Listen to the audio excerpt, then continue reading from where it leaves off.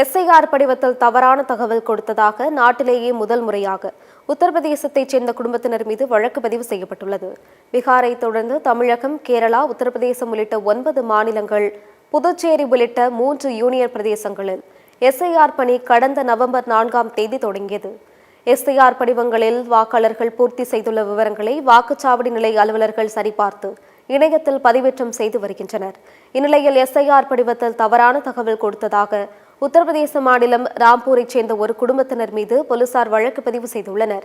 BNS மற்றும் மக்கள் பிரதிநிதித்துவ சட்டத்தின் 31வது பிரிவின் கீழ் அவர்கள் மீது வழக்கு பதிவு செய்யப்பட்டுள்ளது. ராம்பூரின் ஜவஹர் நகரில் வசிப்பவர் நூர்ஜஹான். இவர் வெளிநாட்டில் வசிக்கும் தனது மகன்கள் ஆமிர் கான், டானிஷ் கான் சார்பாக தனது கையெழுத்துடன் எஸ்ஐஆர் படிவத்தை சமர்ப்பித்துள்ளார்.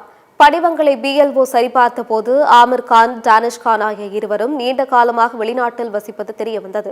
ஆனால் அவர்கள் இந்தியாவில் வசிப்பதாக நூர்ஜஹான் தவறான தகவல் தந்துள்ளார். இது மக்கள் பிரதிநிதித்துவ சட்டத்தின் 31வது பிரிவை மீறும் செயல் என்றும் வேண்டுமென்றே உண்மையை மறைத்தது பிஎன்எஸ் சட்டத்தின்படி தண்டனைக்குரிய குற்றம் எனவும் முதல் தகவல் அறிக்கையில் கூறப்பட்டுள்ளது.